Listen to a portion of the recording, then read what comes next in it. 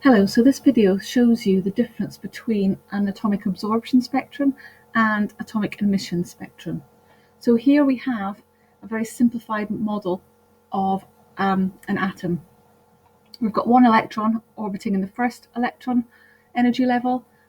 The diagram also shows a second energy level, a third energy level, and a fourth energy level.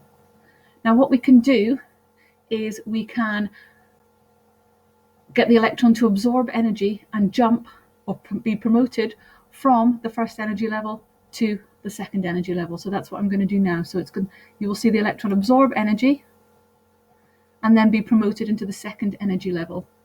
Now when that has happened, you can see that on the absorption spectrum, we now have a dark line here in the UV region. Okay, so that represents the wavelength of light that has been absorbed to promote that electron from the first energy level to the second energy level. So that light has been absorbed. If we repeat the process, but this time we're going to get the electron to jump from the second to the third energy level. Again, we're absorbing light. This time, the energy difference between those two levels falls in the visible range of the spectrum. So here we have a wavelength of 579 nanometers that's been absorbed. Now if we jump from the third to the fourth energy level, again it's within the visible region, 707 nanometers, and that is shown on the absorption spectrum. You will not see anything on the emission spectrum because the emission spectrums occur when the electron falls from a higher energy level to a lower energy level. So let's try that now. So jumping back down, we're going to drop from energy level 4 to energy level 3. Okay, so this time energy will be emitted, or photons will be emitted. Okay, there's our photon emitted. And now you'll see on the emission spectrum, we have a line corresponding to the wavelength of light that has been emitted. Dropping from energy level 3 to 2.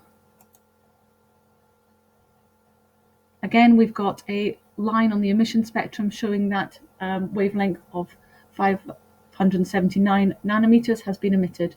And then dropping back down to 1. Again, that's our UV wavelength radiation.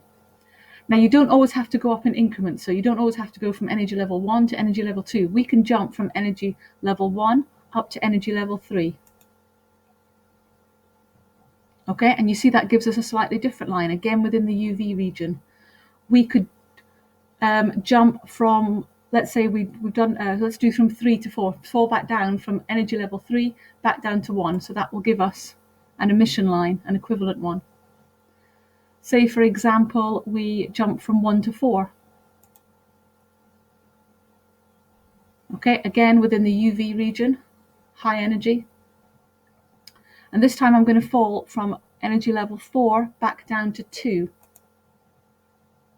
Okay, so again a new emission line of 318 nanometers has been produced. If I was to jump back up to 4, then the equivalent absorption line will be produced.